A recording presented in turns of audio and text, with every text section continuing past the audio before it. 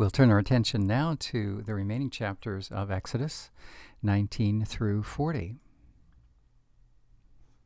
Here we'll get a general idea of the itinerary as best we understand it of the Israelites. Upper left, you see them leaving Egypt, making their way along the Sinai Peninsula, where numeral 2 is. This is a likely location for Mount Sinai. Jebel Musa is one promontory that's suggested as a possible identification point with that. After leaving Mount Sinai, that will be in the book of Numbers. They'll make their way up along to the northeast, eventually to Kadesh Barnea, where they are not willing to follow God's direction into the promised land, as they're afraid of the inhabitants there, and they turn back. Exodus then 19 to 40 is taking place at Mount Sinai. To this point, then, the first 18 chapters have told us the story of the oppression of the Israelites, the birth and call of Moses, the series of 10 plagues which have led to the Exodus proper. That is initiated with the Passover in connection with the death of the firstborn of the non-observant population, the Egyptians, and the consecration of the firstborn that's connected with that for the Israelites, the Feast of Unleavened Bread, and then the transit to Sinai. Now when we come to chapter 19, we're located at Sinai. We'll be picking up there. Through chapter 24, then, this is dominated by the very rich and foundational communication exchange between God and the Israelites, formulating the agreement, the Sinai covenant. Thereupon, God issues instructions for a building to be put together according to his specifications. That will be his residence.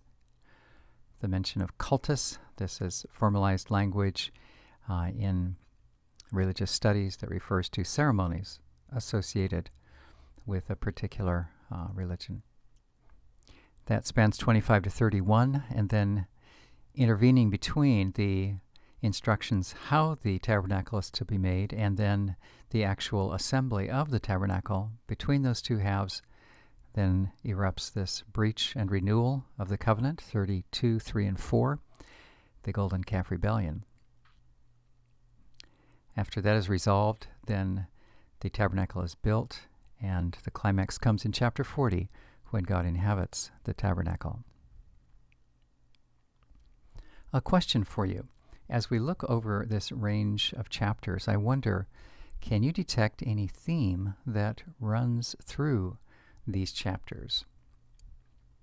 I invite you to pause the video at this time and give yourself an opportunity to reflect on this.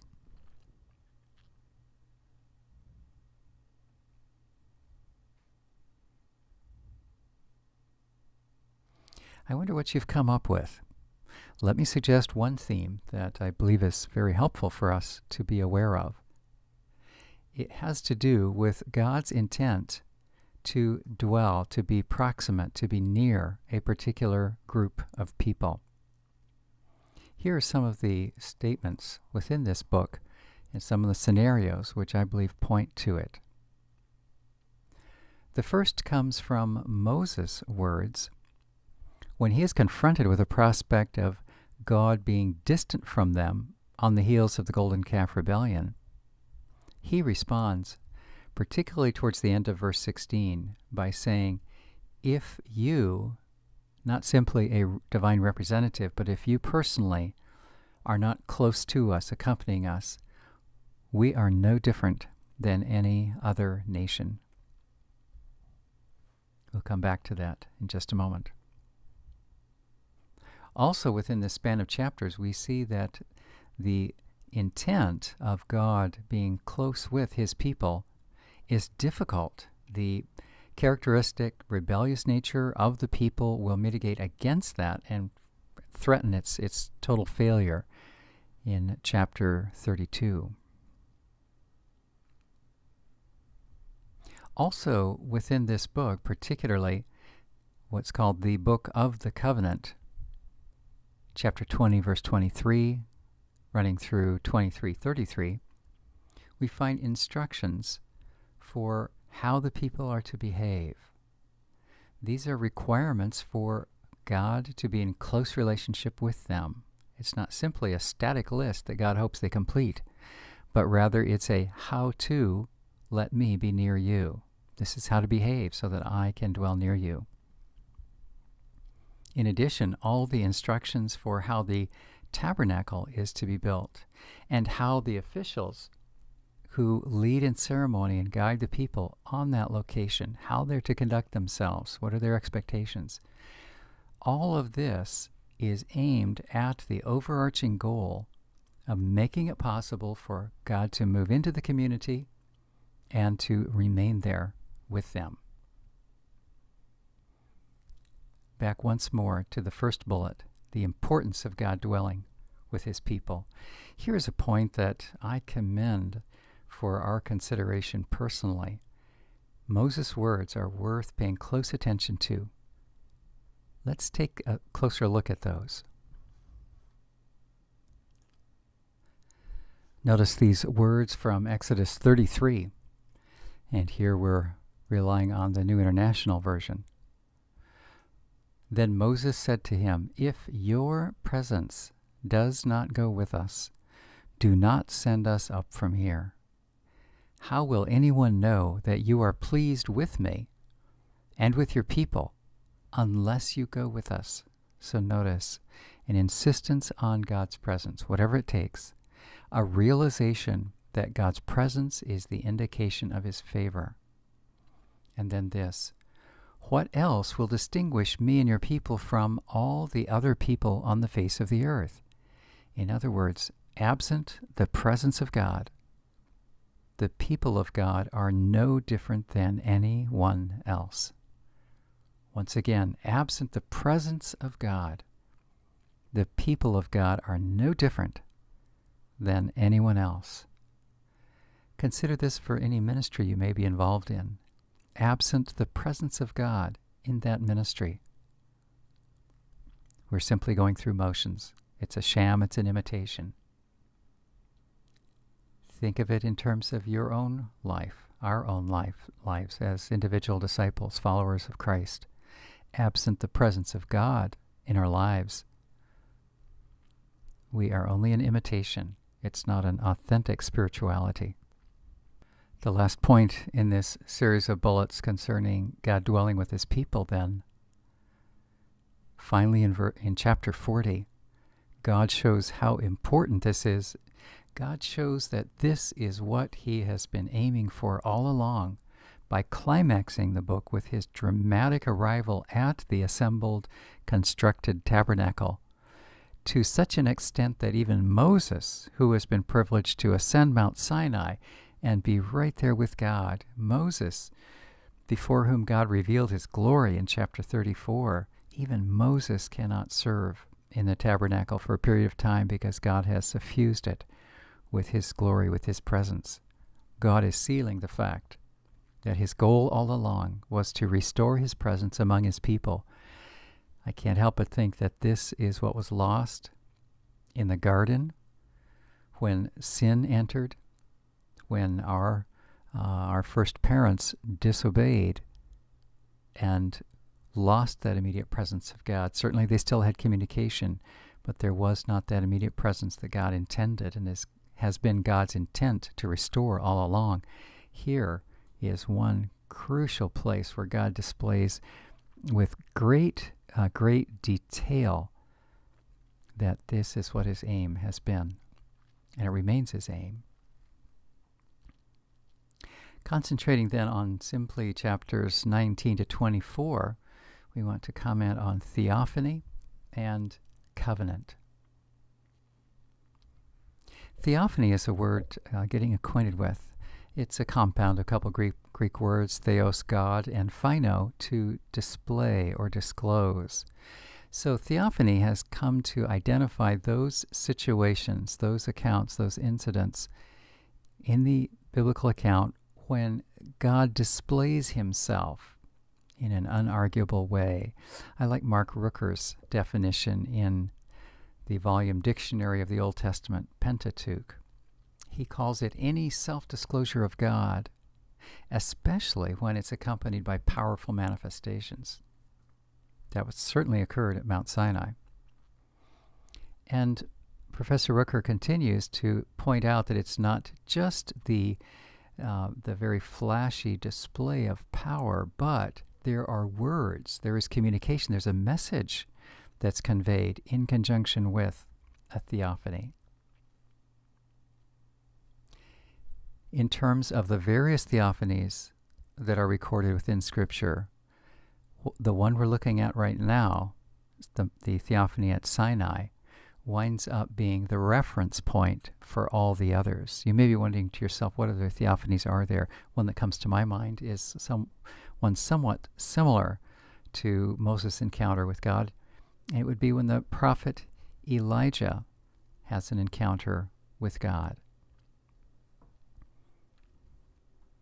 It would be reminiscent of the Sinai encounter because the Sinai encounter is the premier theophany in the Old Testament.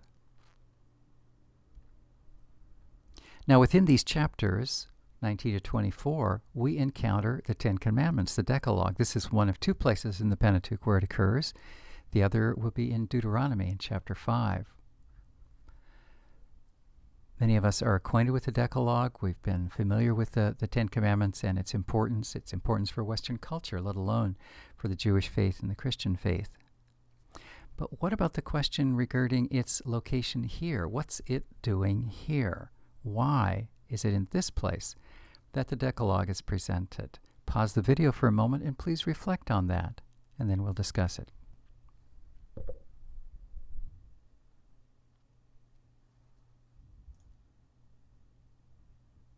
All right, let's give some thought then to this. See if your insights have any connection with some that have impressed me.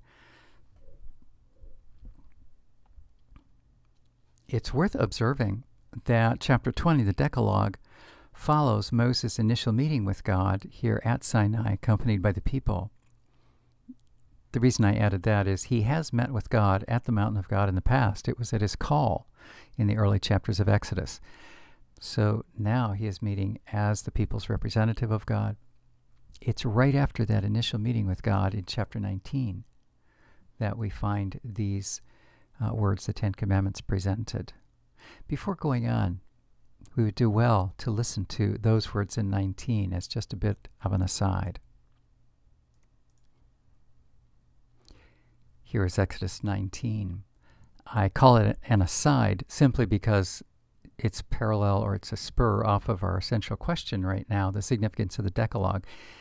Chapter 19 is in no way an aside in terms of the flow of the plot, the story here. It's simply one that we haven't closed in on until this point, and it certainly is worth focusing on. So notice the first couple of verses of Exodus 19 escort us to this location. They reach the mountain of God. They reach Mount Sinai. Verse 3, then Moses closes in. He goes up the mountain to God, and the Lord calls to him and tells him what to say. Now please notice verse 4.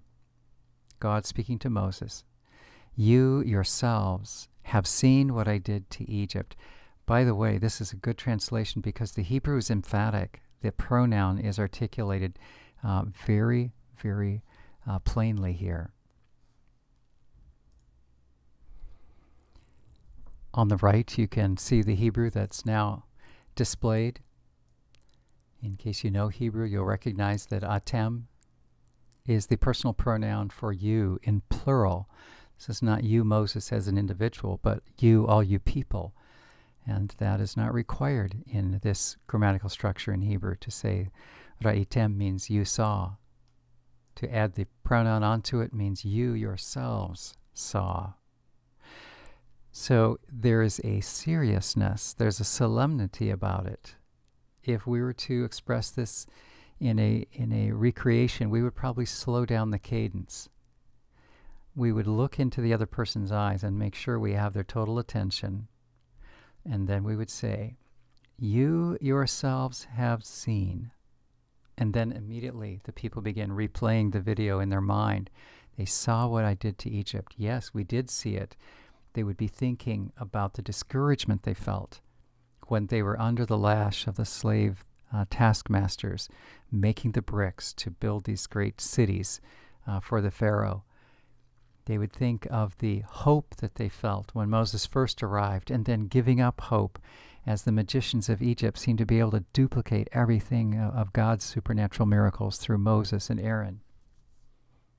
They would recall how gradually one plague compounded and followed another until finally, with the plague against the firstborn, finally Pharaoh said, "Get out, get out, get out."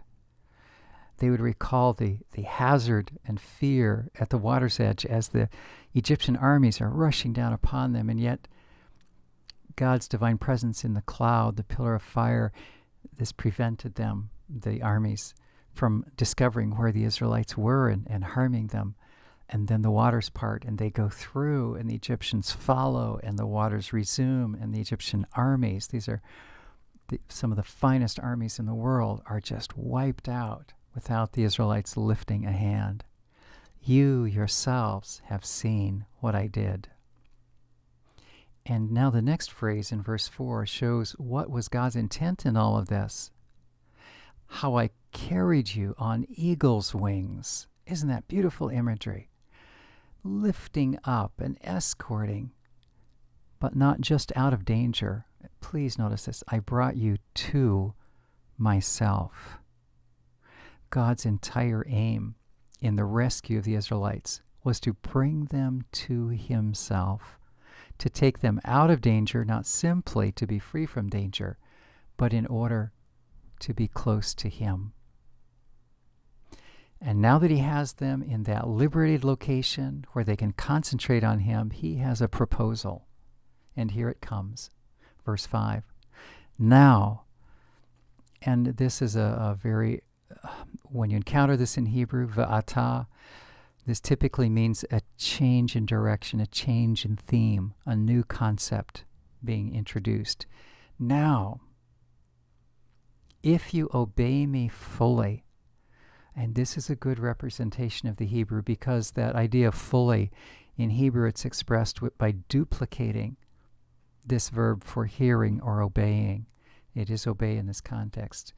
If you really are serious about obeying me, can you sense how solemn these words are? There are not a lot of words right here in this intro, but they are very, very metered and solemn. If you are serious about obeying me, or as NIV puts it, if you obey me fully. And then he goes on and identifies it. Keep my covenant. If you guard it, if you hang on to it tightly, then here's what will happen. Out of all the nations, you will be my treasured possession. There's no doubt about it. God created the entire world. He loves all the people of the world. Right now he's doing something very unique with this people that he's going to make a nation, fulfill his promises to the patriarchs, show them what it takes to live with a holy God and the privilege and the responsibilities of it, eventually bring the Messiah through them and bless all the earth through them. You will be my treasured possession, prized. Although the whole earth is mine, you will be for me a kingdom of priests. What I find remarkable about this is that priests are typically just one part of a kingdom, aren't they? Not everyone in a kingdom is a priest, typically. But here he's saying that all of you in the nation will have access to me, will be able to enjoy this prerogative.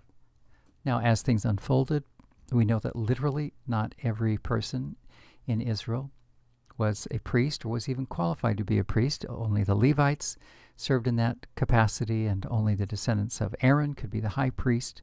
We're aware of that. And yet, God's saying that the nation as a whole had unique access to him as a priest would. The whole nation is holy.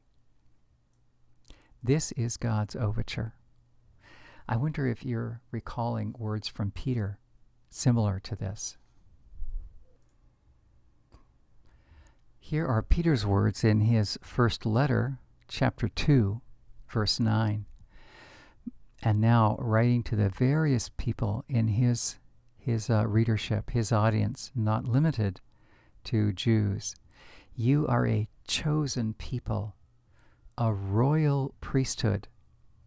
And this would be the term that is representing the concept that we find in Exodus, a kingdom of priests. Peter describes them as a holy nation, words from Exodus 19, a people belonging to God. And this is a rich, rich privilege to be God's people. It means that he cares about them, he's invested in them, he receives them into special, unique relationship to him. Peter goes on to say, what's the purpose the consequence that should issue from that? The purpose and consequence is that you may declare the praises of him. We would shine the light back on him and say, look how fantastic God is. Why? Because he has called us out of the despair of darkness, and he's ushered us into a place where we can see where we're going. Wonderful light. Once you were not a people, now you are the people of God. See, that's the transformation that happened at Sinai. This is one of the connotations that are the very explicit outcomes of the Sinai covenant. They were, prior to that, not a people. You might say they were a nobody. But now they had an identity. They were associated with the God of the universe and personally connected with him. Peter then builds on these powerful words from Exodus chapter 19. All right, now we're back to our previous slide where we saw that the Decalogue follows that encounter of Moses with God, where God says, if you're serious about being my people, then let's talk. The people, incidentally, in chapter 19, swiftly say, yes, this is exactly what we want.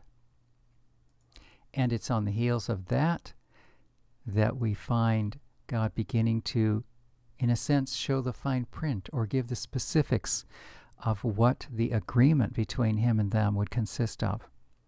He begins then to unfold the kind of moral living that he expects if he's going to dwell with them. If you want me close to you, this is how you need to be.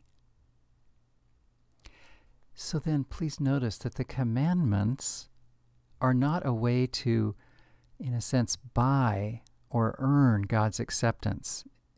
If I score well, if I get 9 out of 10 or something like that, then God will be obliged to accept me. That's not how to get into it, but rather it's this, and the quote comes from Old Testament Survey. They are rather stipulations of a covenant relationship, stipulations of the relationship. You're already in the relationship, and therefore this is how you live. It's not how to start getting into it, but you're in it. And since you're there, this is how to live.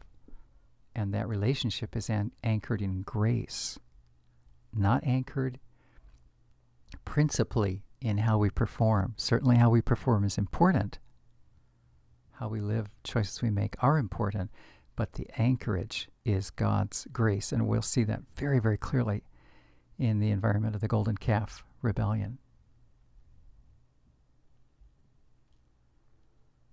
As we're talking about edicts or stipulations for behavior, it's worth being aware of an extra-biblical code, a list of performance expectations known as the Code of Hammurabi. It's very likely you've encountered this before. Let's briefly remind ourselves what this is about. Time frame, about 500 years before when we suppose Moses, going with that middle date of the Exodus, around 1250. So Code of Hammurabi, he was king of Babylon, 1750 BC. So this has been around for about 500 years before Moses shows up. What's this actual document? The document's incised on stone, about 8 feet tall, a black stone. What you see in the picture at the left is the very top of it. There is this picture of Shamash seated. He is the sun god. And then on the left, standing, would be the king of Babylon, and he is receiving these commands, these performance expectations from Shamash, the sun god. There's a lot of them. Sometimes we look at law code within the Old Testament and we say, my, there's a lot of them. Well, there were some other ancient documents that put out law code that were fairly extensive as well. And here's one then some 5 centuries earlier, 300 lines. And you see, in case you're curious, what are some of the topics that are covered in Hammurabi's code? Some of it had to do with how to conduct business. Some of it had to do with how to interact with your neighbors. Some moral expectations for personal behavior. Some having to do with finance. We do find that in certain instances, the death penalty was present in the Code of Hammurabi, but scholars tell us that it was rarely enforced. So there you have it. Bit of a reminder concerning another law code much, much earlier than that issued in the Sinai Covenant. Here you have a bit of a close-up on that same scene. We'll divide the video at this point and pick up with Exodus 25 in the next portion.